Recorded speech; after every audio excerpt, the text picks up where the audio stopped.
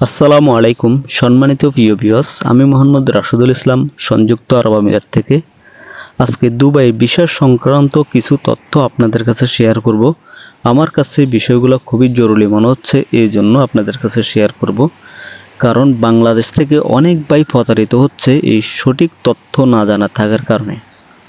বাংলাদেশ থেকে অনেক বাংলাদেশি ভাই দুবাইতে আসতেছে ওয়ার্ক পারমিট নিয়ে, কিন্তু আমরা জানি যে দুবাইয়ের ভিসা বাংলাদেশি ভাইদের জন্য বন্ধ। এমনকি বাংলাদেশ সরকার অনেক চেষ্টা করতেছে দুবাইয়ের ভিসা সম্পূর্ণভাবে খোলার জন্য, কিন্তু এটা এখনো আমরা কোনো সুফল পাচ্ছি না।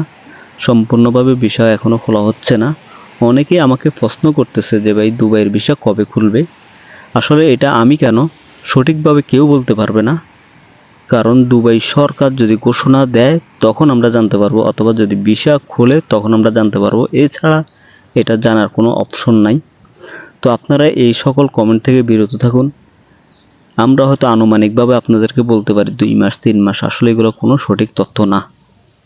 তবে এখন বাংলাদেশ থেকে কিভাবে দুবাইতে আসতেছে আমাদের বাংলাদেশি ভাইরা, এই বিষয়ে সম্পূর্ণভাবে আপনাদেরকে ধারণা দিব। বাংলাদেশ থেকে আসার কয়েকটা মাধ্যম আছে দুবাইতে ওয়ার্ক পারমিট নিয়ে। এক হলো আপনার দুবাই ট্যাক্সি ভিসা, 8 টিয়ার ট্যাক্সি। আরেক হলো আপনার ফুড ডেলিভারি। আর হলো আপনার দুবাইতে কিছু কোম্পানি আছে ফ্রি জোন এরিয়ার মধ্যে, এই কোম্পানিতে কিছু কোম্পানিতে বাংলাদেশি বাইরে আসতেছে। আর হলো আপনার আরবির হাউজের ভিসা। এই কয়েক ক্যাটাগরির ভিসা, এগুলো ইমিগ্রেশন অধীনে, এগুলো আপনার খোলা আছে। আর পার্টনার ভিসা, কোম্পানির ভিসা, ওয়ার্ক পারমিট, এমনকি ভিজিট ভিসা, এগুলো সম্পূর্ণভাবে বন্ধ।